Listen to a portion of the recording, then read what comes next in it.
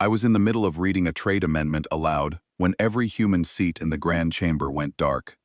17 holographic feeds, 17 stations arrayed across the curved amphitheater, and every single one of them snapped to black in under 4 seconds.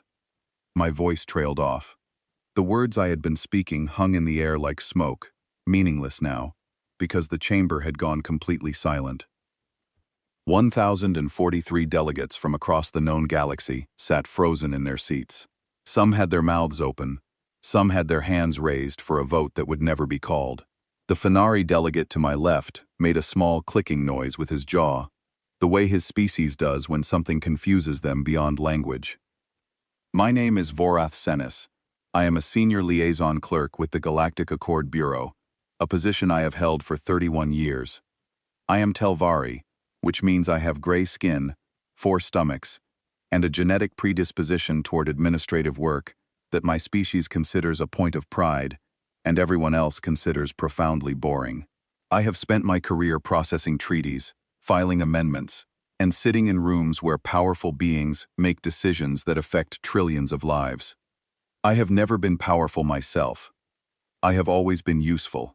And on that day, sitting in that chamber, watching those 17 dark screens, I understood something that none of the powerful beings around me had figured out yet.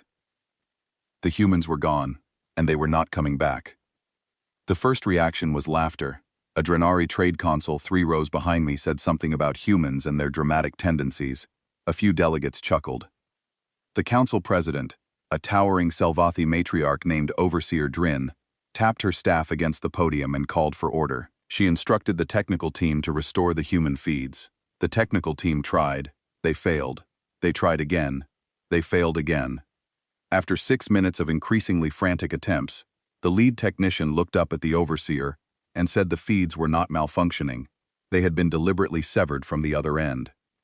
That was when the first whisper of unease moved through the chamber.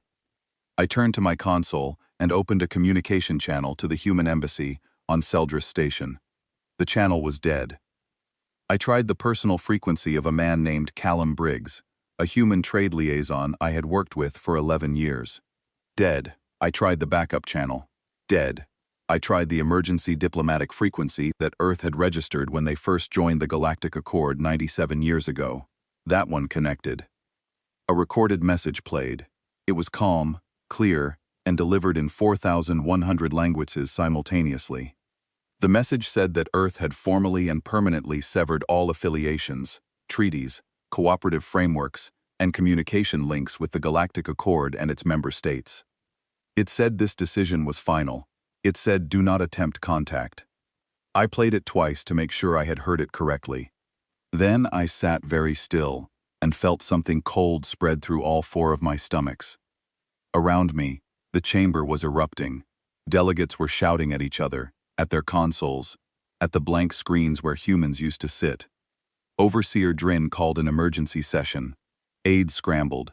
Communication officers tried every frequency, every relay, every backdoor protocol they could think of. Nothing worked. Earth had not just closed its doors. It had bricked up the doorways and paved over the road. The emergency session convened within the hour. I stood at the back of the chamber and listened to some of the most powerful beings in the galaxy display a staggering ignorance about the species that had just walked away from them. The Drenari ambassador, a broad-shouldered creature named High Consul Tavaric, took the floor first. He was smiling. He told the assembly that the Galactic Accord had functioned for 12,000 years before humanity arrived, and would function for 12,000 more after they left. He called humans a young species prone to emotional outbursts. He suggested we give them a few weeks to calm down and come crawling back. Several delegations applauded. The Klendari representative agreed. She pointed out that humans had only been members for 97 years, barely a blink in galactic terms, and that their contributions, while occasionally useful, were hardly irreplaceable. More applause. I said nothing. I have learned over 31 years that clerks who speak out of turn in the Grand Chamber tend to become former clerks very quickly. But I was thinking about a file. A classified dependency audit that I had helped compile 4 years ago at the request of a junior oversight committee. The committee had wanted to know, as a matter of routine bureaucratic curiosity, exactly how integrated human systems were with the broader galactic infrastructure. I had spent 6 months assembling the data. The finished report was 600 pages long, and every page had made my stomachs churn. I pulled it up on my console now, hidden behind a routine document so nobody would see what I was reading. The summary page stared back at me. Human origin systems were currently embedded in 31% of all interstellar logistics networks. 44% of all medical patent frameworks across the Accord relied on human-developed compounds or human-designed synthesis processes. 67% of all faster-than-light relay calibration was performed by algorithms humans had written and maintained. And 100% of deep void navigation charting beyond the sixth spiral arm existed solely because human cartographers had mapped it, at their own expense, and shared the data freely with every member species. I had submitted this audit 4 years ago. It had been reviewed by a mid-level oversight panel, marked as low priority, and filed in an archive that nobody ever checked. I had raised concerns at the time. I was told that dependency on any single species was a theoretical issue, and not a practical one, because no species would ever be foolish enough to voluntarily leave the Accord. I closed the file and stared at the dark human seats across the chamber. The applause for High Consul Taverick was still echoing off the vaulted ceiling. Nobody in this room understood what was about to happen. Nobody except me, and I was a clerk, which meant nobody would listen to me even if I screamed.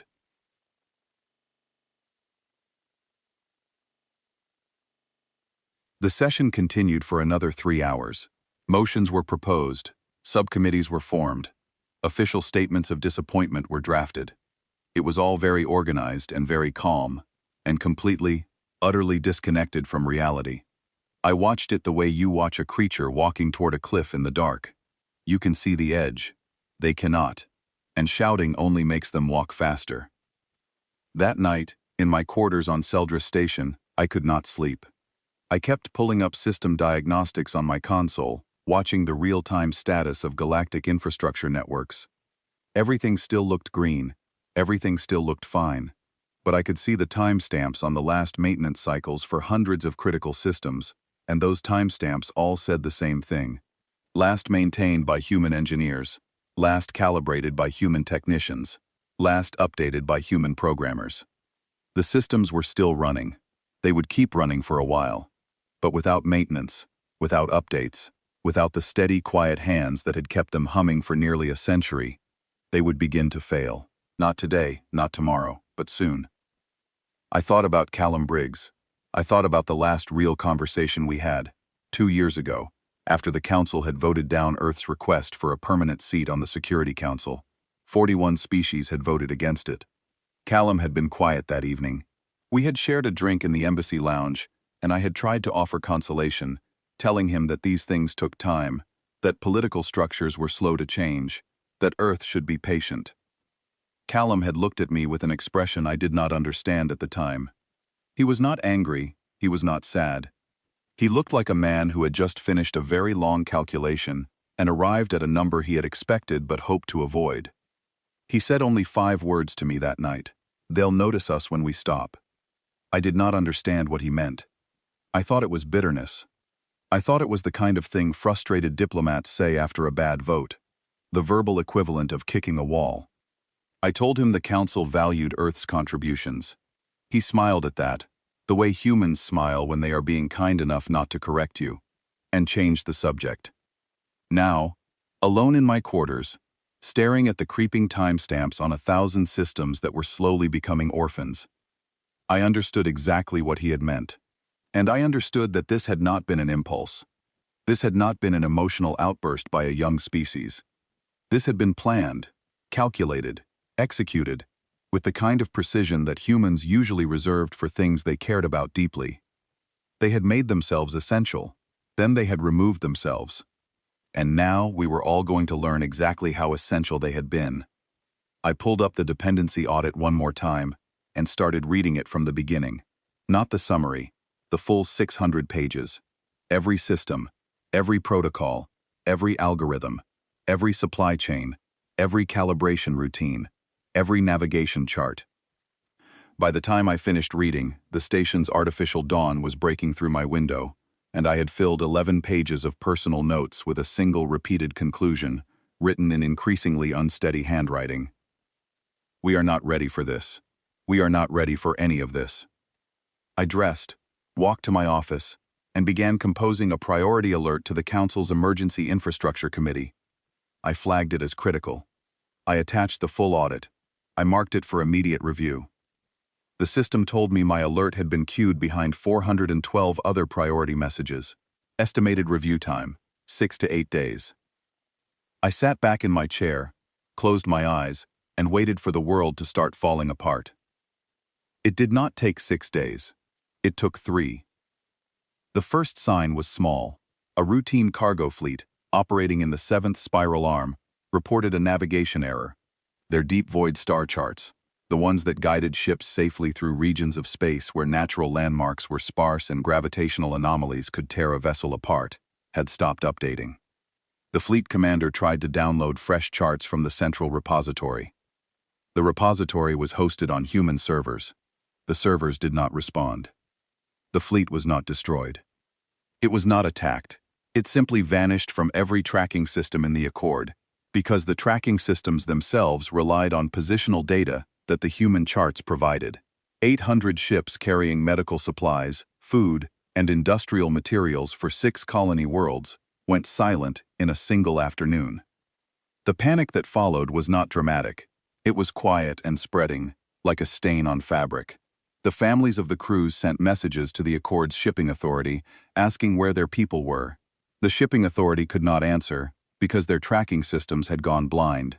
The colony worlds that had been expecting deliveries sent increasingly urgent requests for status updates. The status was unknown. 800 ships, carrying thousands of crew members and enough supplies to sustain 6 worlds for a quarter cycle, had simply ceased to exist in the eyes of every monitoring system the Accord possessed. They were still out there. Physically, materially, they were flying through space with functioning engines and intact hulls. But without the navigation data that told them where they were, and the communication relays that told everyone else, they might as well have been ghosts. Some of them would eventually navigate by the old methods, using star positions and manual calculations to find their way to the nearest port. Others would not be so fortunate. The deep void was not forgiving to ships that lost their way. I was in the middle of my 3rd cup of Felcor tea when the alert came through. I put the cup down carefully, read the report twice, and then walked to the emergency committee's offices to deliver the dependency audit in person, because I had a feeling that the electronic queue was about to become irrelevant. The committee chair, a Veshan bureaucrat named Supervisor Olen, looked at me with the expression of someone who has just been told their house is on fire but cannot smell smoke. I placed the audit on her desk and told her that the cargo fleet was only the beginning. She asked me what I meant by that. I told her to start reading on page 47, where the section on faster-than-light relay calibration began. I told her that every relay in the network required recalibration every 96 hours to maintain synchronization, and that this recalibration was performed by automated systems that humans had designed, built, and operated since before I was assigned to this station. She asked me what would happen when the relays fell out of calibration. I told her that communication across the outer arms would degrade within a week. Within a month, it would fail entirely. Within 3 months, any ship traveling through affected regions would be navigating blind. She stared at me. Then she picked up the audit and started reading. Within hours, Olen had assembled a team. Within a day, the team had confirmed my projections, not through analysis, but through observation. The relays in Sector 7 were already showing desynchronization. The margin was small, a few microseconds of drift per cycle, but in faster-than-light communication, microseconds compound. Every cycle without recalibration pushed the drift further. Messages began arriving garbled. Then, they began arriving late. Then, in the outermost relays, they stopped arriving at all. The military was the first to feel it. Fleet coordination across the outer arms depended entirely on real-time communication through human-calibrated relays. Without those relays, admirals could not issue orders to ships that were more than 3 sectors away. Battle groups that had operated as unified forces for centuries were suddenly isolated, cut off from their command structures, operating on standing orders that had not been updated since before the disconnection. The strategic implications were immediate and terrifying. The Drenari, who maintained the largest military fleet in the Accord, found that they could no longer coordinate their border patrols along the contested frontier with the Klendari. The Klendari discovered the same problem on their side. Two heavily armed civilizations that had been held in check by a combination of human diplomacy and reliable communications were now losing both simultaneously.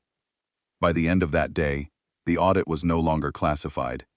It was on every delegate's desk, and the Grand Chamber was no longer calm. The humans had been gone for 72 hours. The galaxy was just beginning to understand what that meant. The emergency sessions became permanent. I stopped sleeping in my quarters and started sleeping on a cot in my office, when I slept at all. The council formed crisis committees faster than I could track them, and I was pulled into 4 of them simultaneously because I was, as far as anyone could tell, the only person in the entire bureaucracy who had bothered to study human infrastructure in detail. The cascade failures came exactly as the audit predicted, and each one was worse than the last. Day 1 had been communication blackouts in the outer spiral arms. Day 2 was the cargo fleet. Day 3 brought something that turned the crisis from an inconvenience into a catastrophe. 46 species across the Accord depended on pharmaceutical compounds that humans had developed and distributed at cost. Not at profit, at cost. The humans had never charged more than what it took to manufacture and deliver these medicines, because they said health was not a commodity. The council had accepted this arrangement without question and without gratitude. The way you accept sunlight. You never think about it until it disappears. Now it disappeared. The pharmaceutical distribution network was tied to human logistics systems. When those systems went offline, the supply chain stopped. Not slowed, stopped. Medications that billions of beings depended on for survival simply ceased to arrive. The first shortage reports came from the Fenari colonies, where a childhood immunization program for Fenari juveniles ran entirely on human-synthesized compounds. Then the Drenari border worlds reported that their elder care facilities were running out of neural stabilizers, a medication that prevented cognitive degradation in aging Drenari, and that no Drenari laboratory had ever bothered to produce because the humans always provided it. Then the Savathi homeworld itself reported critical shortages of radiation-shielding medications used by their mining populations, compounds so complex that only human biochemists had ever successfully synthesized them at scale. I stood in the crisis committee chamber and watched delegates who had laughed at Earth's departure 3 days ago argue with each other about whose populations should receive priority access to the remaining medication stockpiles. There were not enough stockpiles to go around. There had never needed to be, because the humans had always kept the supply flowing. Nobody had ever thought to ask what would happen if the supply stopped, the same way nobody asks what would happen if gravity stopped. It was not supposed to be a variable. It was supposed to be a constant. The financial collapse followed on day 4, arriving with the mechanical precision of a countdown timer reaching 0. The Interstellar Banking Accord, which processed more transactions in a single hour than most species generated in a year, relied on encryption protocols that humans had designed. These protocols required rolling key updates from Earth's central servers to remain secure. Without those updates, the entire financial network would become vulnerable to fraud within a week. Within a month, it would be unusable. The Banking Accord's chief administrator, a Fenari named Director Tessic, appeared before the council and delivered this news in a voice so flat, it sounded like he had already accepted the end of galactic commerce as a mathematical certainty. He explained, with diagrams and projections that nobody wanted to look at, but nobody could look away from, that the encryption system was not something that could be patched or bypassed. It was woven into the foundation of every financial institution in the Accord. Replacing it was not like changing a lock on a door. It was like rebuilding the door, the frame, the wall, and the building around it, while everyone inside continued to conduct business. He was not being dramatic. He was being accurate. I knew, because I had read the relevant section of my audit 17 times. The impact was immediate and visible. On Seldris Station alone, the commercial district ground to a halt within 48 hours. Merchants who had conducted business across species lines for generations could not complete transactions. Supply contracts went unfulfilled. Workers went unpaid. The station's administration declared a temporary emergency and reverted to a barter system for essential goods, a measure that had not been necessary since before the station was built. Across the Accord, the story repeated itself at every scale. Small businesses collapsed first, unable to absorb the transaction delays. Medium enterprises followed within weeks. Even the largest interstellar corporations, the ones with enough reserves to weather a crisis, began announcing hiring freezes and project cancellations. The economy did not crash in a single dramatic moment. It deflated slowly and relentlessly, like air leaking from a pressurized hull, and every day, the hole grew a little wider. I watched High Consul Taverick during this briefing, the same Drenari ambassador who had smiled and told us all that the Accord would survive just fine without humans. He was not smiling now. His face had gone the particular shade of gray that Drenari skin turns when blood flow redirects to vital organs under extreme stress. I learned later that his homeworld's entire orbital defense grid ran on targeting firmware that a human engineer named Patricia Holloway had written 30 years ago as a favor to a Drenari military attaché she had befriended at a conference. The firmware license was tied to Earth's Accord membership. When the membership ended, the license expired. The Drenari homeworld's defense grid was now running on borrowed time, counting down to the moment when the software recognized that it was no longer authorized and shut itself down. Nobody had thought about software licenses. Nobody had thought about maintenance schedules. Nobody had thought about calibration cycles or supply chains or any of the 1,000 invisible threads that humans had woven into the fabric of galactic civilization. Nobody had thought about any of it, because thinking about it would have required acknowledging that humans were important, and acknowledging that humans were important would have required treating them accordingly, and treating them accordingly would have cost political capital that no delegate wanted to spend. It was cheaper to ignore them, until it was not. The chamber devolved into accusations. The Drenari blamed the Klendari for provoking Earth with the biopatent ruling. The Klendari blamed the Drenari for refusing to support Earth's Security Council bid. The Veshan blamed everyone for not reading the dependency audit that a minor clerk had submitted 4 years ago. Nobody blamed themselves, which was consistent with the behavior patterns I had observed over 31 years. The Galactic Accord was an organization with 1,000 species and 0 mirrors. In the corridors between sessions, I overheard conversations that ranged from desperate to delusional. A Gorvathi trade minister told his aide that the medication shortages would resolve themselves within a month because, and I quote, someone would figure out how to make the drugs. He did not specify who this someone would be. A Selvathi logistics officer calmly proposed redirecting military supply chains to cover civilian shortages, apparently unaware that the military supply chains themselves depended on human-designed routing algorithms that were degrading by the hour. And everywhere, the same question repeated like a chant at a funeral. Why did they leave? Why now? What did we do? The answer to all 3 questions was the same: everything, always. And they finally stopped pretending it was acceptable. The Council ordered its top engineers and scientists to begin reverse engineering human systems. Replace the human infrastructure with locally developed alternatives. Surely this was possible. Surely the combined scientific might of 1,000 spacefaring civilizations could replicate what one young species had built. The scientists came back with their assessment on day 6. They could do it, eventually, but human engineering philosophy was unlike anything they had encountered. Humans built systems the way they built themselves: layered, redundant, adaptive, held together by an approach the scientists could only describe as elegant improvisation.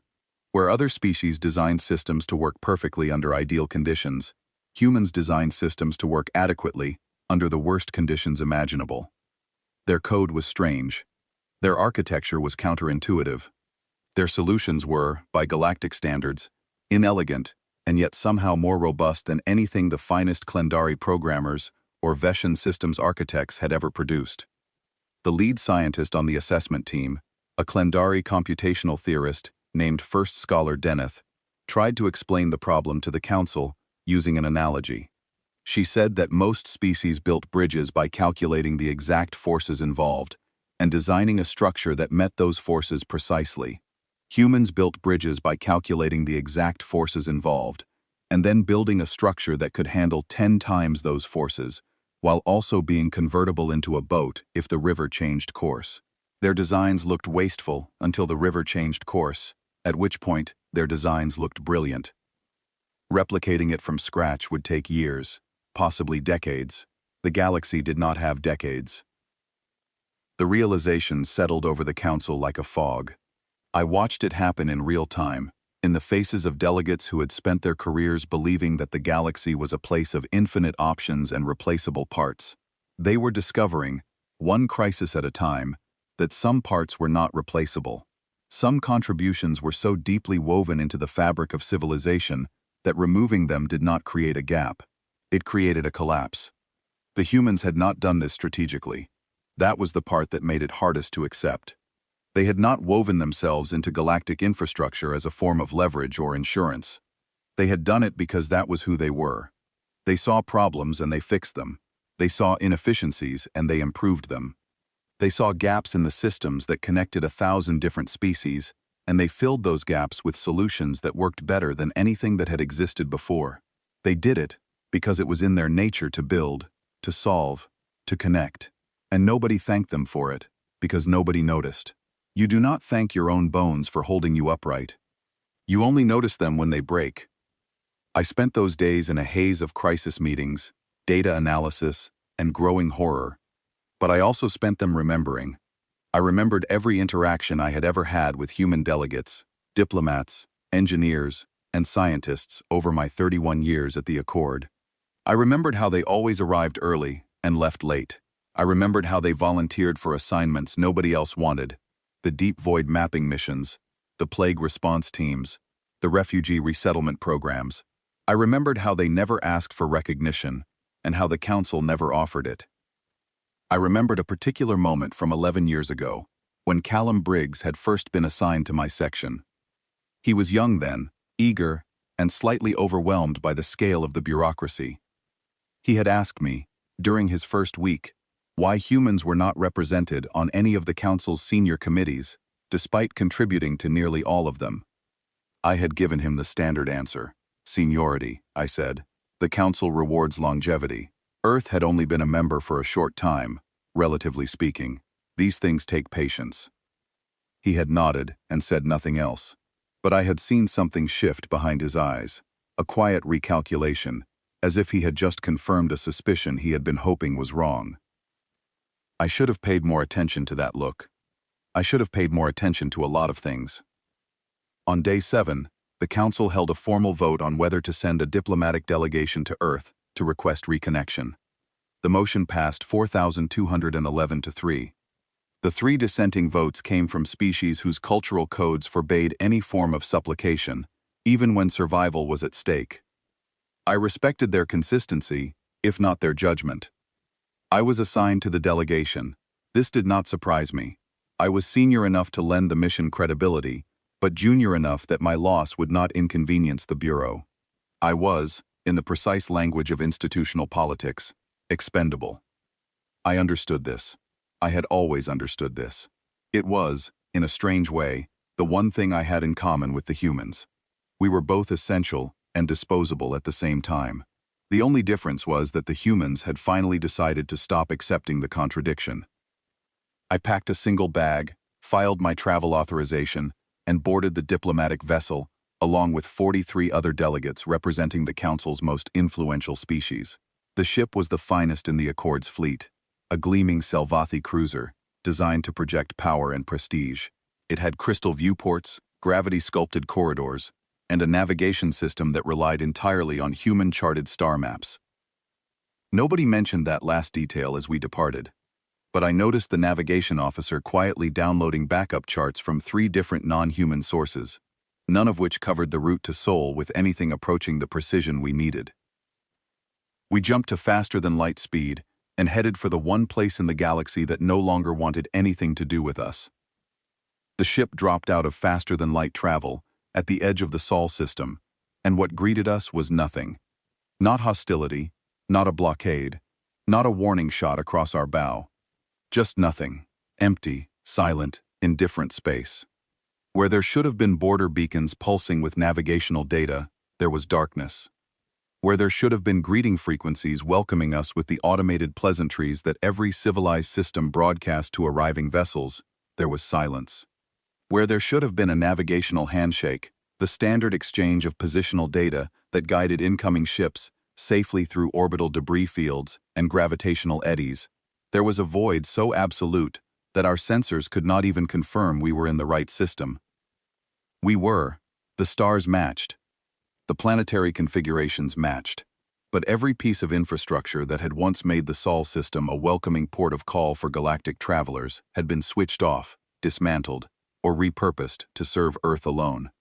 Our delegation commander, a Selvathi admiral named Fleetmaster Harith, ordered the ship forward on manual navigation. This was the equivalent of walking through a dark room full of furniture with your eyes closed. The Sol system was dense with human activity, orbital platforms, satellite networks, mining operations in the asteroid belt, research stations around the gas giants. Without navigational data, we were threading a needle blindfolded. 2 of our escort ships clipped rocks in the asteroid belt within the first hour. One lost an engine. The other suffered hull damage severe enough to force it out of formation. Fleetmaster Harith's jaw tightened, but he said nothing. He was Selvathi. They did not acknowledge setbacks verbally. They simply endured them and adjusted. As we moved deeper into the system, I pressed my face against the viewport and watched Earth grow larger in the distance. I had never visited the human homeworld. In 31 years of working alongside humans, I had never once made the trip. I realized now, with a shame that sat heavy in my stomachs, that I had never even considered it. Earth was a minor world in a minor system, at the edge of a minor spiral arm. That was how the Council had always classified it. That was how I had always thought of it. The classification seemed absurd now, given that a minor world had just brought the entire galaxy to its knees by doing nothing more than minding its own business. We reached Earth's orbital perimeter and found the famous stations, the ones that had once hosted alien tourists, diplomats, scholars, and traders from every corner of the Accord. They were still there. Their structures were intact, their lights were on, and they were clearly operational. But they were sealed. Every docking port was closed. Every visitor bay was dark. Every external communication array was broadcasting a single repeating message on all frequencies. Unaffiliated zone. No Galactic Accord jurisdiction. Proceed at own risk. Fleetmaster Harith transmitted our formal credentials. He identified the delegation. He listed the species represented. He invoked 7 different diplomatic protocols, 3 mutual aid treaties, and the Universal Accord on Interspecies Communication, which technically required any member species to acknowledge contact from another. Earth was no longer a member species. The protocols did not apply. Silence answered us. Hours of it. Our delegation sat in the gleaming Selvathi cruiser, parked in orbit around a world that would not look at us, and waited. The most powerful diplomats in the galaxy, representatives of civilizations that had existed for millennia before humans discovered fire, sat in increasingly uncomfortable chairs and stared at a planet that had decided they were not worth talking to. The humiliation was total, and I was fairly certain it was deliberate. The days of waiting took their toll on the delegation. Diplomats who had spent their careers being received with ceremony and deference were unaccustomed to being ignored. The Selvathi admiral paced the bridge. The Drenari delegate demanded that we force our way to the surface, a suggestion that was rejected so quickly it barely registered as having been made. The Klendari representative spent hours composing and deleting messages, unable to find words that did not sound either threatening or pathetic. I watched them all and felt a strange sympathy. They were not bad beings, most of them. They were products of a system that had taught them their species mattered, and humans did not. They had learned the lesson so well that they had never questioned it, and now they were sitting in the most expensive ship in the galaxy, being taught a different lesson by a planet that would not even look at them. On the second night, I walked through the ship's observation corridor and found a junior Fenari aide sitting alone in the dark, staring at Earth through the crystal viewport. She was crying, softly and without shame. I asked her what was wrong. She told me her daughter was sick. The medication her daughter needed was a human-designed compound. The supply had run out on her homeworld 2 weeks ago. She had joined the delegation hoping that if the mission succeeded, the supply would resume. Now she was watching the planet that could save her daughter's life hang in space like a blue jewel, beautiful and unreachable, and utterly indifferent to her pain. I sat beside her and said nothing, because there was nothing to say. Her daughter's suffering was not Earth's fault. It was ours.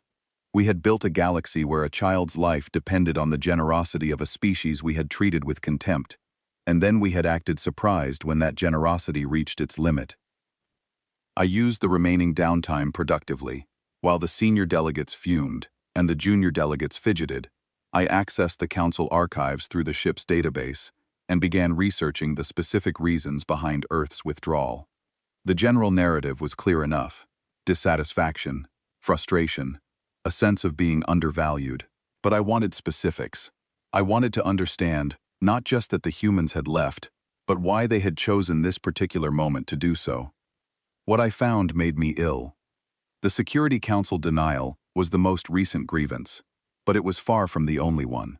The Veshan Tariff Accord, passed 18 years ago, had imposed disproportionate taxes on human exports while subsidizing competing products from species with more political influence. The result had been a slow economic strangling of human trade, forcing Earth's merchants to sell at margins so thin they could barely sustain operations. Human trading companies had filed formal protests. The protests were acknowledged, reviewed, and denied in a process that took 3 years and produced a 4-page response summarizing the denial as consistent with existing policy frameworks. The Klendari biopatent ruling, 12 years ago, had stripped human pharmaceutical researchers of credit and compensation for 17 life-saving drugs they had developed and distributed freely across the Accord. The Klendari had argued that any medical advancement shared with the Accord became communal property. The ruling applied retroactively, meaning that human scientists who had spent decades developing treatments for alien diseases received nothing: not payment, not recognition, not even a formal acknowledgement that the work had been theirs. One of those scientists, a woman named Dr. Linda Farrow, had devoted her entire career to developing a neural repair compound for Savathi children born with degenerative brain conditions. The compound saved an estimated 2 million Savathi lives over a decade. After the ruling, Dr. Farrow's name was removed from the patent documentation and replaced with the phrase "communal development," unattributed. She retired the following year and never published again. But the worst was the Gorvathi situation. For 30 years, Gorvathi raiding parties had been targeting human colony worlds on the Outer Rim: small settlements, mining outposts, agricultural communes. The raids were violent and devastating. Humans had brought the issue before the Council 11 times. 11 times, the Council had declined to act. The official justification was that the raids constituted a bilateral dispute between two species and fell outside the Council's mandate. The unofficial reason was that the Gorvathi controlled significant mineral resources that several powerful Council members depended on, and sanctioning them would have disrupted lucrative trade agreements. The Council had a phrase for this. They called such situations acceptable margins. The human colonists who lost their homes, their livelihoods, and sometimes their lives, were acceptable margins in the pursuit of political convenience. The records included transcripts of the Council sessions where human delegates had presented their case. I read every one. I read the testimony of a human colony administrator named Grant Ellison, who had stood before the chamber with footage of a Gorvathi raid on his settlement and asked, simply, for the Council to enforce the Mutual Defense Clause that was supposed to protect all member species from external aggression. The clause existed. It was clear, it applied, and the Council voted to defer action pending further review, which was bureaucratic language for doing nothing and hoping the problem would go away. Grant Ellison returned to his colony. 3 months later, the Gorvathi raided it again. This time there were casualties. Ellison submitted another petition. It was denied on procedural grounds, the filing deadline having passed while the first petition was still under deferred review. The system had consumed itself, using its own rules as a shield against the obligations those rules were supposed to enforce. I read through 60 years of Council records and found the same pattern repeating, endlessly and shamefully. Humans gave, the Council took. Humans asked. The council refused. Humans endured. The council assumed they would endure forever. I compiled a timeline of human requests and council responses. In 97 years of membership, humans had submitted 431 formal petitions to the council. Of those, 19 had been approved, mostly minor administrative matters. The rest were denied, deferred, or simply lost in the bureaucratic machinery that I knew intimately because I had spent my career maintaining it. I had processed some of those denials myself. I had stamped them, filed them, and moved on to the next item on my desk without a second thought. That realization sat in my gut like a stone. The humans had not left because of one insult. They had left because of 1,000 insults, accumulated over nearly a century, each one small enough to dismiss individually, but devastating in aggregate. Death by 1,000 cuts, the humans called it. I had always thought the phrase was metaphorical. Now I understood it was autobiographical. On the 4th day of our vigil outside Earth, something changed. The communication officer bolted upright in his chair and announced that we had an incoming transmission. Every delegate in the chamber straightened. Translators were activated. Recording devices were engaged. The senior diplomats smoothed their robes and adjusted their postures into positions of dignified authority. The screen flickered to life, and we found ourselves looking at a middle-aged human woman sitting at what appeared to be a wooden table in a residential room.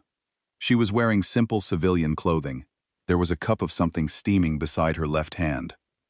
Behind her, through a window, I could see green hills and a gray sky. She introduced herself as Helen Marsh, elected chair of Earth's Disconnection Committee. Her voice was calm and even, and entirely devoid of the deference that council delegates expected from anyone addressing them. She spoke the way you speak to a neighbor who has shown up uninvited, politely, but with no particular interest in extending the conversation. She told us that Earth's decision to withdraw had been ratified by a planetary vote with a 94.7% approval rate. She said the decision was not subject to renegotiation. She said Earth bore no specific grievance against any individual species, and wished no harm upon anyone. She said Earth simply desired nothing from the Council, and saw no benefit in continued association. The delegation's lead ambassador, a Telvari High Speaker named Presiding Voice Kasara, took the floor. Kasara was my direct superior's direct superior, a diplomat of enormous experience and considerable ego. She began with formal pleasantries, transitioned into expressions of regret for any misunderstandings that may have occurred, and then moved into her prepared offer. The Council was willing to discuss reforms. The Council was willing to revisit certain trade agreements. The Council was willing to consider, in principle, a pathway toward greater human representation in senior governance structures. Helen Marsh listened without interrupting. When Kasara finished, Marsh took a sip from her cup and asked a single question. Can you name one thing the Council ever did for Earth that Earth did not do for itself? The chamber went silent. Kasara opened her mouth, closed it, and looked at her aides. The aides looked at each other. Someone began scrolling through a datapad, searching for an example. The silence stretched for 40 seconds. It felt like 40 years. Nobody could answer. Because there was no answer. In 97 years of membership, the Council had not once acted on behalf of Earth, not once defended it, not once supported it, not once offered it anything that was not already available to any non-member species.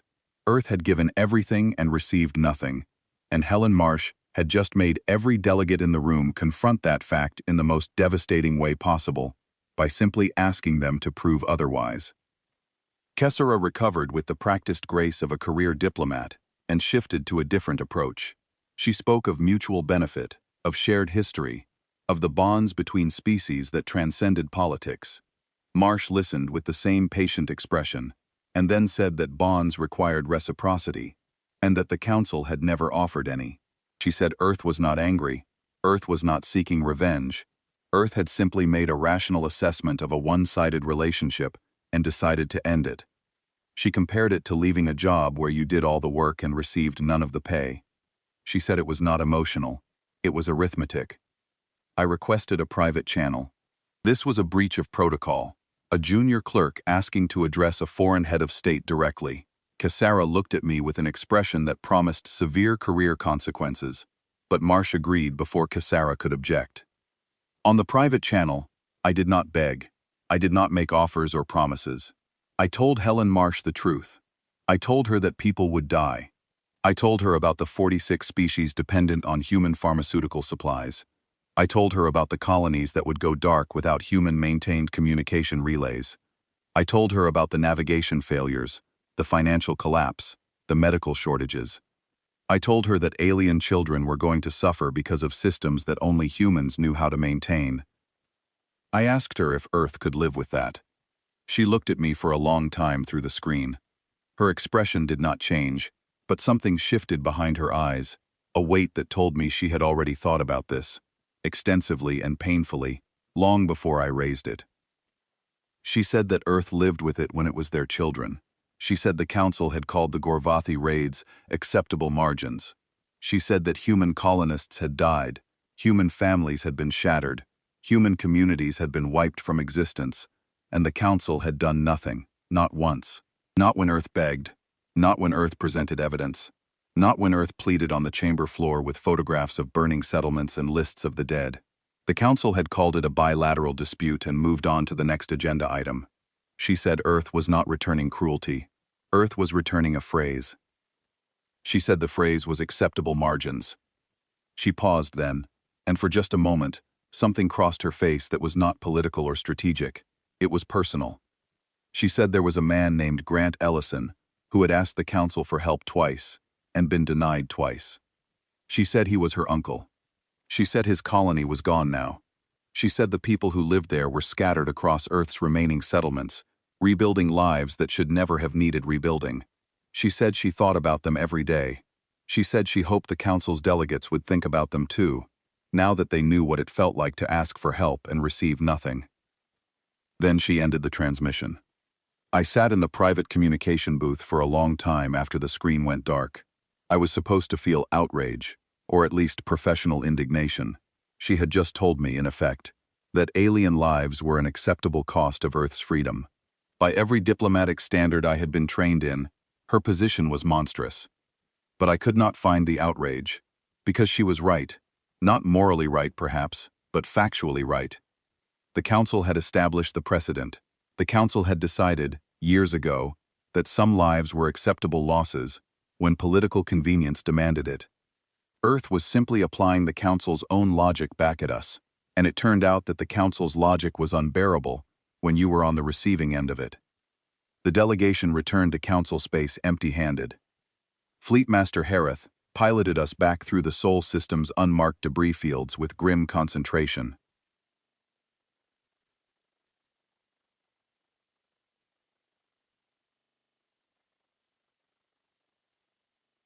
Nobody spoke. The escort ships limped along beside us. The gleaming Selvathi cruiser, designed to project power and prestige, skulked home like a scolded animal. In my cabin, alone, I wrote my report. I documented everything. The conversation with Marsh, the question nobody could answer, the list of grievances I had found in the archives, and my own conclusion, which I knew would be ignored, but which I wrote anyway, because someone needed to say it. Earth did not leave because it was angry. Earth left because it finally understood something the galaxy never wanted it to learn. That it never needed the Council, but the Council desperately needed it. And once humans understood leverage, they did not waste it. I submitted the report and went to sleep for the first time in 4 days.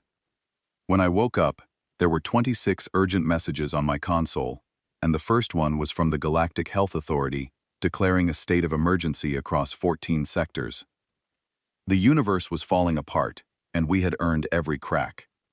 4 months after the disconnection, I stood in the Grand Chamber and watched the Galactic Accord tear itself to pieces with an efficiency that would have impressed even the humans. 3 member species had formally declared withdrawal. 11 more had issued withdrawal threats.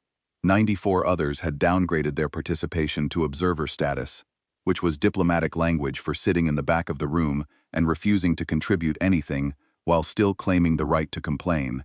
The chamber that had once held over 1,000 active delegations now operated with fewer than half, and those who remained spent most of their time arguing about whose fault it was that the other half had left. The irony was so thick I could have choked on it. The Council had dismissed Earth's departure as insignificant. Now, with Earth 4 months gone, the Council itself was disintegrating. The worst of it was the violence, or rather, the absence of what had prevented violence. The humans had served as mediators for virtually every significant dispute resolution in the Accord for the past 60 years. They had a talent for it that no other species possessed.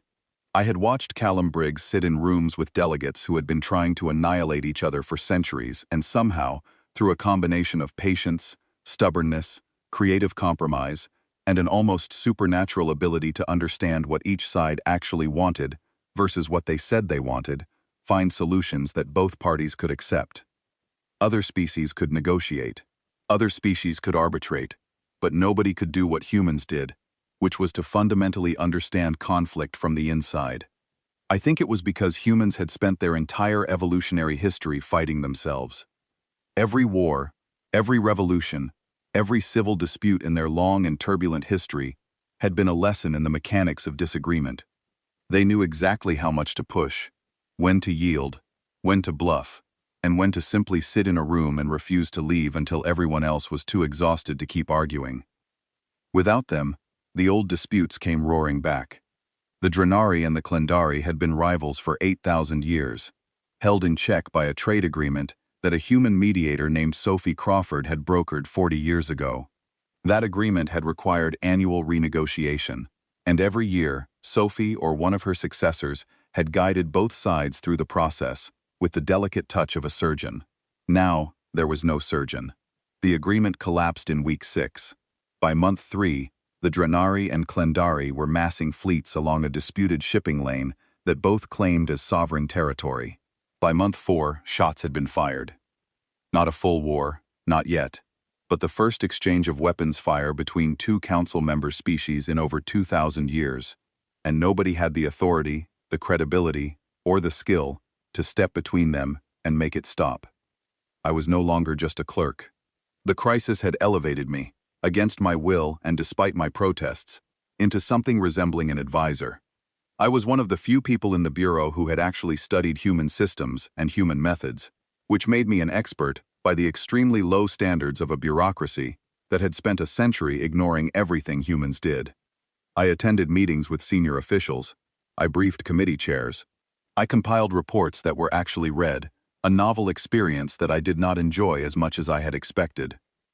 The economic collapse was now quantified. 23% of galactic gross domestic product had evaporated. The financial encryption failure I had warned about in my original audit had arrived on schedule, like a slow and methodical executioner. The Interstellar Banking Accord's transaction verification system was no longer secure. Banks had reverted to manual verification protocols, which meant that transactions that once took milliseconds now took days. Interstellar trade had not stopped, but it had slowed to a crawl. Entire planetary economies that depended on exports were collapsing. Unemployment was surging. Social unrest was spreading. Governments that had been stable for centuries were facing challenges they did not know how to handle, because they had never had to handle them before.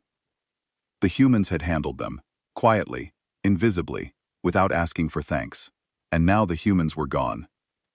The medical crisis deepened on a timeline that felt almost cruel in its precision.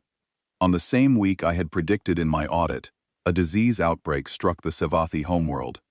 The disease was called pallor rot, a bacterial infection that attacked the neural pathways of silicon-based species with devastating speed. It was not a new disease. Human epidemiologists had flagged it as a potential pandemic risk 3 years ago, and had developed a comprehensive containment protocol, complete with quarantine procedures, treatment synthesization guides, and an early warning detection algorithm that could identify pallor rot in a population before symptoms appeared. That protocol was stored on human medical servers.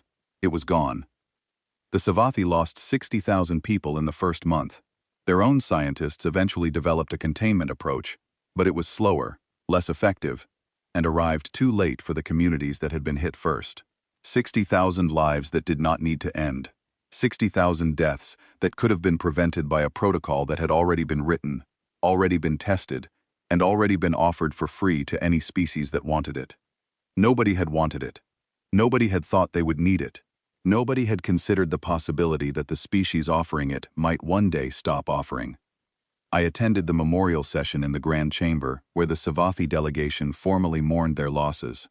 The chamber was quiet, delegates bowed their heads, official condolences were offered.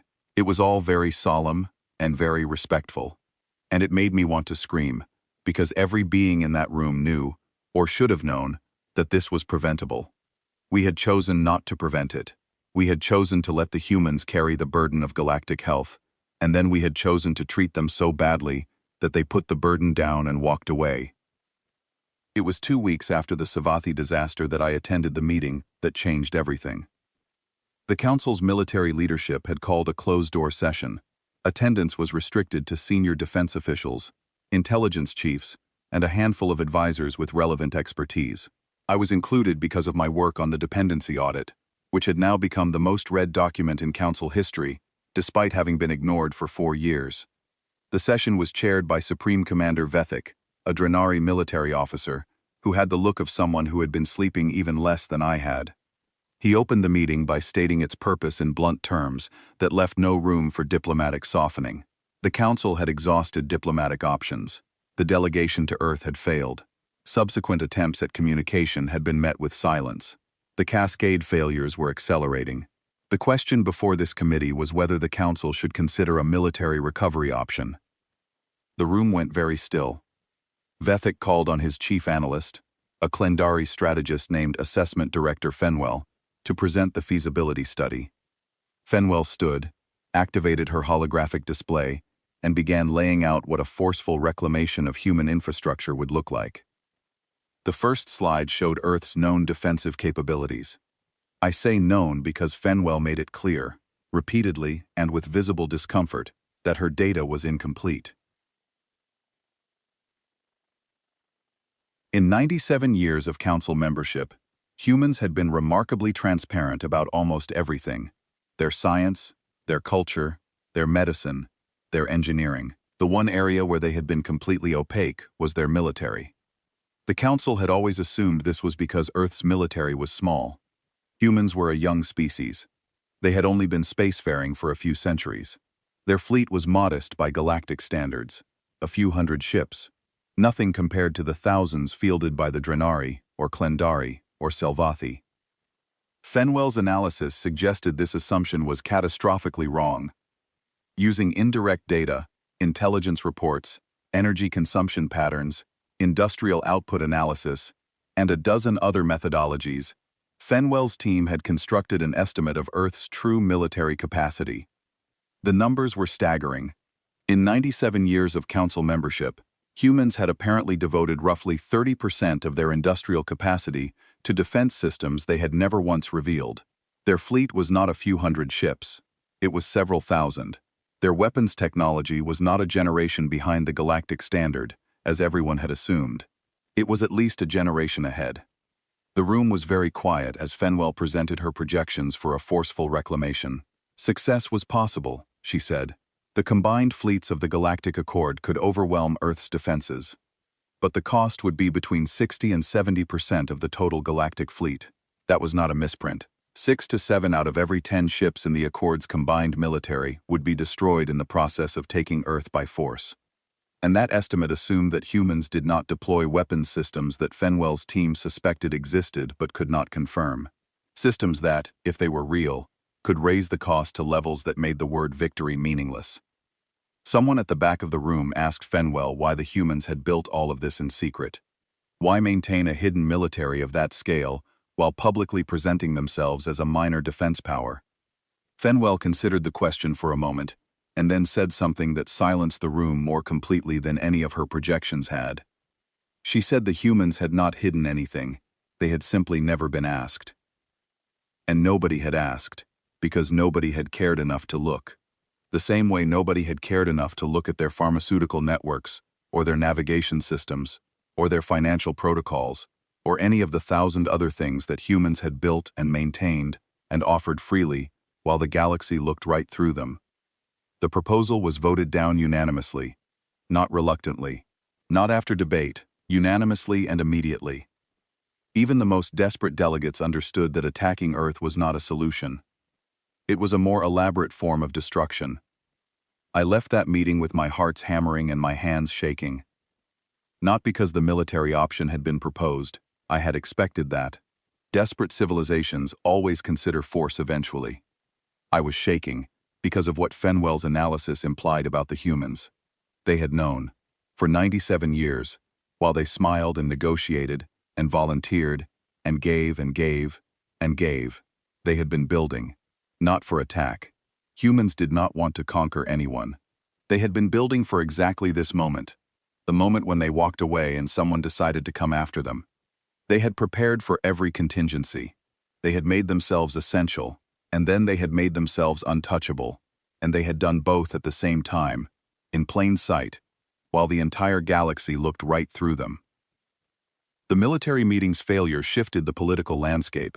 Delegates who had been clinging to the hope that someone would fix this, that a solution would be imposed from above, began to accept that no solution was coming from above, and some of them, the smarter ones, the more flexible ones, began to wonder if the solution might come from below. A coalition formed. It was small at first, just a handful of representatives from smaller species who had always been peripheral to council power. They approached me quietly, individually, in corridors and empty meeting rooms, because they knew I had been to Earth, and they knew I understood the situation better than anyone in the Bureau. Their argument was simple and, I thought, brilliant. The council itself was the problem. Earth had not rejected the Savathi or the Fenari or the dozens of other species who had worked alongside humans in good faith. Earth had rejected the institution that had exploited it. If individual species approached Earth outside the council framework, as equals seeking partnership rather than subjects requesting favor, there was a chance, a small chance, that Earth might listen. The coalition's first meeting took place in a storage room on the lower levels of Seldris Station, because every official meeting space was either occupied by crisis committees or monitored by council security. 12 species sent representatives to that first gathering. They sat on supply crates and spoke in whispers and looked over their shoulders every time a maintenance drone hummed past the door. It felt less like the birth of a new political movement and more like a conspiracy. In a sense, it was both. The Fenari representative, a trader named Consul Reshik, spoke first. She said that her species had always gotten along with humans because Fenari culture valued honest dealing, and humans were the most honest dealers the galaxy had ever produced. She said the Fenari were tired of an institution that punished honesty and rewarded political maneuvering. She said if the old accord died, the Fenari would not mourn it. The Savathi representative, still grieving 60,000 dead, said nothing for a long time. Then she said that her people owed the humans a debt that could never be repaid, because the humans had tried to save Savathi lives, even when the Savathi had not bothered to learn how. She said the least her species could do was build something worthy of that effort. One by one they spoke, small species, overlooked species, species that had spent centuries on the margins of galactic power. They had all seen the same thing from their different vantage points. The accord was broken. It had always been broken. The humans had simply made the cracks visible by removing the tape that held them shut. I agreed to help them. This was career-ending at best, and potentially criminal at worst. The Council's charter explicitly prohibited member species from conducting independent diplomacy with withdrawn states. By assisting the coalition, I was violating regulations I had spent 31 years upholding. I did it anyway, because the regulations were written by the same institution that had driven the humans away, and following them had not exactly produced stellar results. We worked in secret. 47 species eventually joined the coalition, communicating through back channels and personal networks that the Council's surveillance systems could not easily monitor. We drafted a proposal for a new framework, something fundamentally different from the Accord. Not a hierarchy, not a patronage system. A genuine partnership built on principles that the humans themselves had taught us, even though we had refused to learn them at the time. It was during this period, late one evening in my quarters, while I was drafting yet another section of the proposal, that my console chimed with an incoming message on a frequency I had not used in years. It was a personal channel, encrypted, established years ago between me and Callum Briggs for private conversations that did not need to be part of the official record. The message contained 2 words: keep trying. I stared at those words for a very long time. Then I saved the message, closed the console, and went back to work with a feeling in my chest that I identified, after some reflection, as the first stirring of hope I had felt in 4 months. Someone on Earth was watching, someone on Earth cared, and someone on Earth, at least, believed that the galaxy was worth a second chance. Whether we deserved one was a different question entirely. 7 months after the disconnection, I stood on the surface of Earth for the first time in my life, and the wind nearly knocked me off my feet. I had resigned my position with the Galactic Accord Bureau 6 weeks earlier. The resignation was quiet, undramatic, and entirely unremarkable, which was fitting for a career that had been all 3 of those things. I filed the proper forms, cleared my personal effects from my office on Seldris Station, and boarded a freight hauler bound for the Sol system, with nothing but a single bag and the unofficial blessing of a coalition that could not officially exist. The freight hauler was crewed by Finari merchants, who had maintained private trade relationships with Earth despite the disconnection. These relationships were technically illegal under Council law, but Council law was becoming increasingly theoretical as the Council itself continued to fracture. The Finari captain charged me double the standard fare for passage, not because she disliked me, but because, as she explained with characteristic Finari bluntness, anyone desperate enough to travel to Earth on a cargo ship was desperate enough to be overcharged. The approach to Earth was different this time. There were no diplomatic protocols, no gleaming Selvathi cruisers, no delegations of important beings demanding attention. The freight hauler transmitted its commercial credentials, received clearance within minutes, and docked at a cargo platform orbiting Earth's largest moon without incident. Earth, it appeared, had no quarrel with honest trade. It had quarrel only with the political structure that had exploited it, and with anyone who showed up wearing that structure's badge. I cleared customs with surprising ease. The human officials were efficient, professional, and entirely uninterested in making a political statement. They scanned my identification, verified my species classification, confirmed that I carried no restricted biological materials, and waved me through. One of them, a young woman with short dark hair and an expression of mild boredom, told me to enjoy my visit and to be careful with the local wildlife. I took a shuttle down to the surface. Earth's atmosphere was thicker than I was used to, the gravity slightly stronger, the light slightly yellower. The shuttle descended through clouds that seemed absurdly dense, and when they parted, I saw the planet below. It was messy. That was my first thought. Green and brown and blue, in patches that seemed to follow no logical pattern, smeared across continents, like paint thrown against a wall. The cities were clusters of light and metal, sprawling without apparent plan, connected by roads and rails that twisted and curved instead of running in the straight, efficient lines that every other spacefaring civilization used. Everything about Earth looked like it had been assembled by people who were making it up as they went along. Which, I realized, was exactly what humans had always done, and somehow, impossibly, it worked. I landed in a region called New South Wales, on a continent called Australia. The shuttle port was small, functional, and surrounded by vegetation that moved in the wind with an aggression I found personally threatening. The air tasted strange. The sounds were strange. Birds calling in frequencies that made my auditory membranes vibrate uncomfortably. Insects buzzing. Wind moving through trees with a rushing noise that sounded like static. Callum Briggs was waiting for me outside the port. He looked older than I remembered. His hair had gone gray at the temples. His face had more lines, and he stood with the slight stiffness of someone who had earned their aches honestly. But his eyes were the same, sharp, warm, and carrying that particular weight that I had once mistaken for weariness, but now recognized as the look of someone who had been carrying heavy things for a long time and had recently set them down.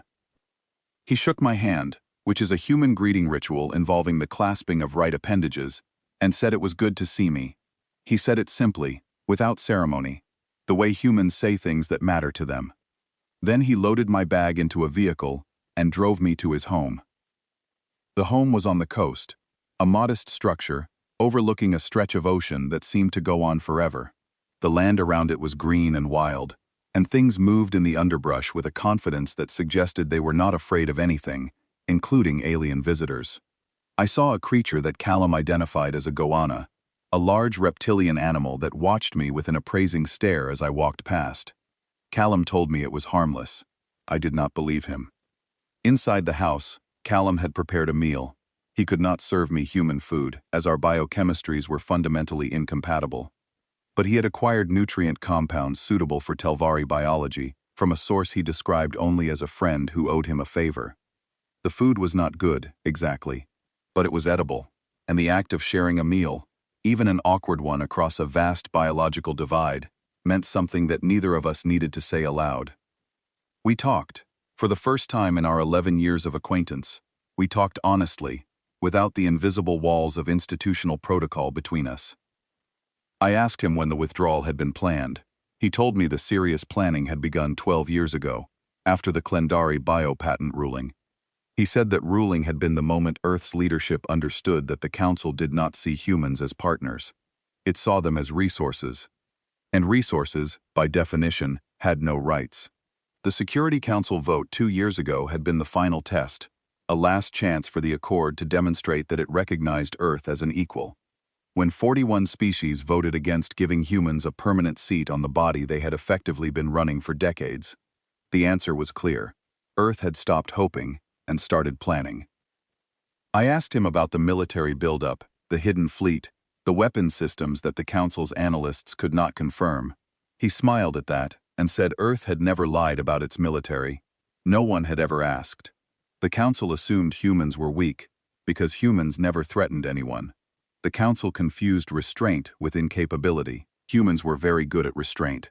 They were also very good at the thing restraint was holding back. I asked him the question that had been burning in my mind since the delegation, the question Helen Marsh had deflected with devastating precision. What would it take for Earth to reconnect? Callum laughed. It was a genuine laugh, warm and slightly rueful, and it made me realize how much I had missed working with him. He told me I was asking the wrong question.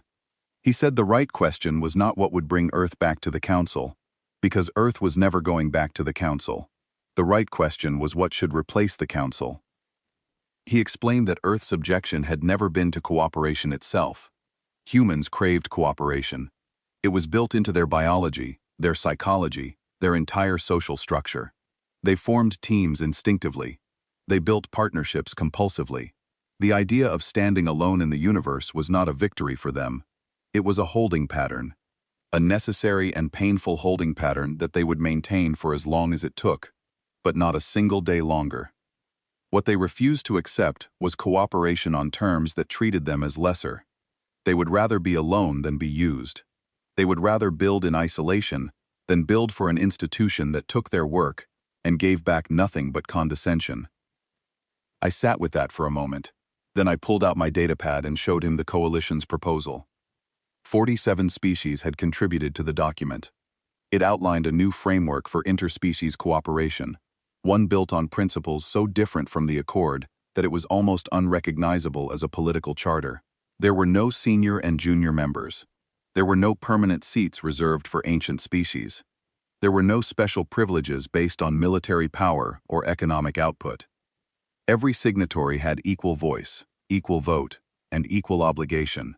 Contributions were not expected as tribute, but agreed upon as mutual investments, and every investment was matched by a corresponding return. It was, in essence, the kind of partnership that humans had been asking for since the day they joined the Accord.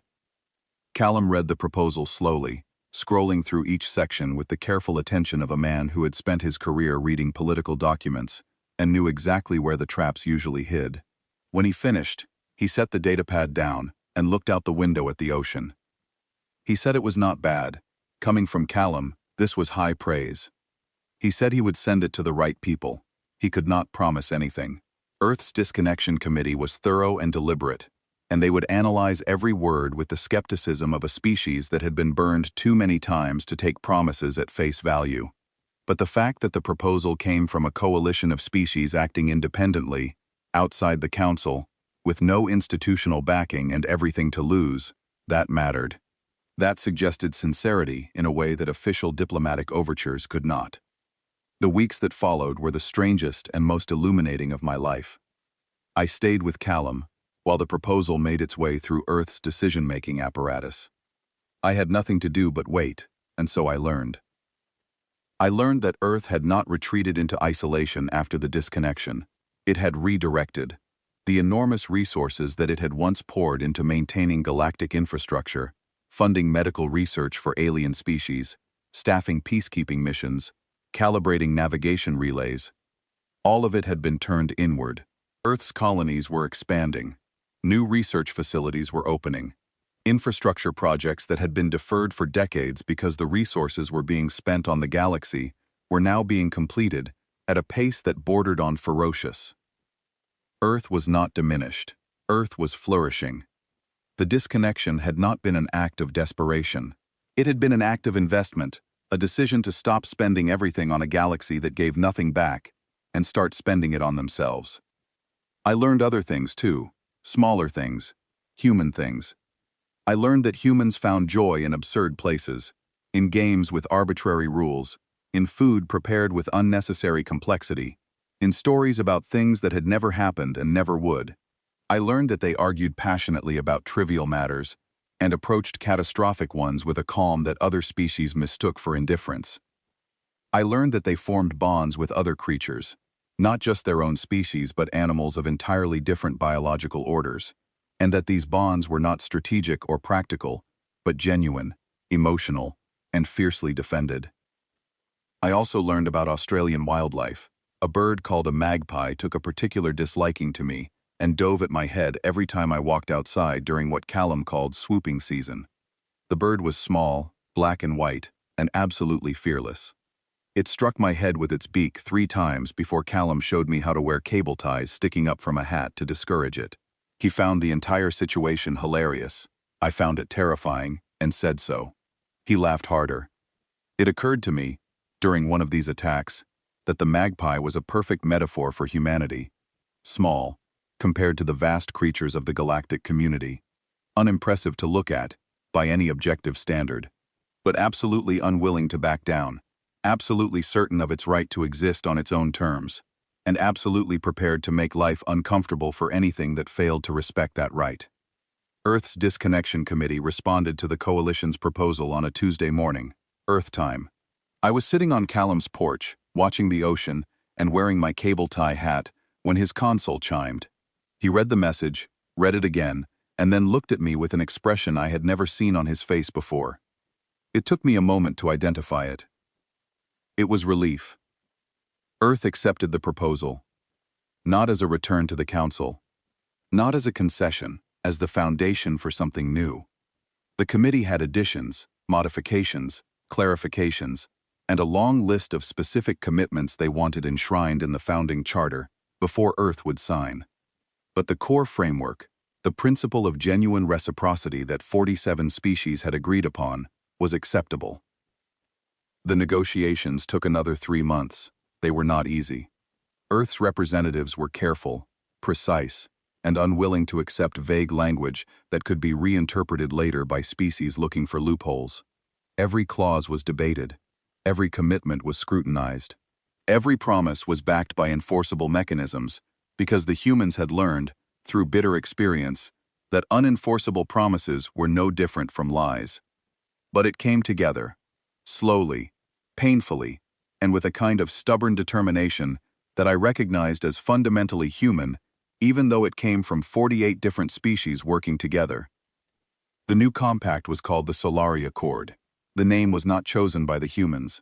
It was proposed by a Fenari delegate as an honor to the star that humanity orbited, the star whose light had nurtured the species that had, through the simple act of walking away, forced the galaxy to reconsider everything it thought it knew about power, value, and respect. The humans were visibly moved by the gesture, which I found interesting. After everything they had endured, after a century of exploitation and a year of galactic chaos, they were moved not by victory or vindication, but by a small act of genuine recognition. 47 species signed the Solari Accord in its first session. Within a year, the number would triple. Within 5 years, it would encompass more species than the old council had at its peak. The Galactic Accord, stripped of its most essential member and hemorrhaging members to the new accord, began a slow and undignified institutional death that nobody mourned and few even noticed. I was there for the founding session, not as a clerk, not as an advisor. As the first non-human liaison to the Solari Accord's founding body, a position I was offered not because of my expertise or my seniority, but because, as the Fenari delegate put it, I was the one who did not stop trying.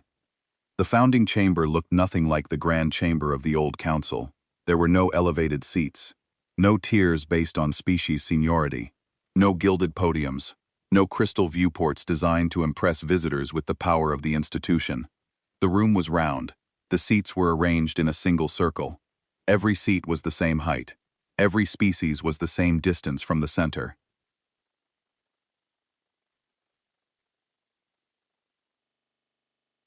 The first order of business was a vote to establish the foundational principle of the new accord. A human delegate, a young man named Oliver Hale, who had been born after the disconnection and had grown up in a world that knew itself to be both essential and free, stood and proposed a single word: reciprocity. The vote was unanimous, not because everyone agreed on what reciprocity would look like in every specific case. There would be arguments about that, endless arguments, for years and decades, and probably centuries to come. The vote was unanimous because every species in that room had learned, through 7 months of chaos and pain and loss, what happened when reciprocity was absent. They had learned it the hard way, which, as Callum once told me, was the only way the galaxy ever learned anything. I stayed on Earth for the founding ceremony. Afterward, standing outside the chamber in the warm evening air of a planet that was not mine but had welcomed me anyway, Callum found me. He was wearing a suit, which looked uncomfortable on him. He was also smiling, which looked natural. He asked me what I was thinking. I told him I was thinking about something he had said to me years ago in the embassy lounge on Seldris Station after the Security Council vote that had denied Earth its seat. He had said 5 words, and I had not understood them at the time. "They'll notice us when we stop." He nodded. He remembered.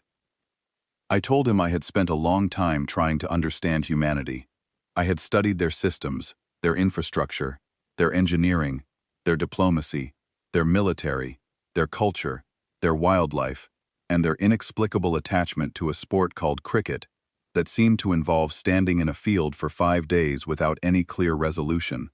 I told him that after all of that study, I had reduced my understanding of humanity to a single observation. Humans did not want to be above anyone. They did not want to be below anyone. They wanted to be beside, and they were willing to dismantle any structure that refused to allow it. Callum considered this for a moment. Then he said that was pretty close. He said the only thing I was missing was that humans did not just want to stand beside others. They wanted to build beside them, create beside them, solve problems beside them. They wanted partnership, real partnership, the kind where everyone carried weight and everyone shared the shelter. They had offered that to the galaxy for 97 years. The galaxy had said no, so they walked away and waited for the galaxy to change its mind. I asked him if it had been worth it. The pain, the chaos, the 60,000 Savathi dead, the economic collapse, the wars that almost started. All of it, all the suffering that followed the disconnection. Had it been worth it? He was quiet for a long time. Then he said that worth was the wrong word. He said it had been necessary. A relationship built on exploitation was not a relationship. It was a trap. And sometimes, the only way out of a trap was to break something. I asked him one more question. I asked him why humans were so insistent on fairness when the universe clearly did not require it. Stars consumed planets without apology. Black holes devoured light without conscience.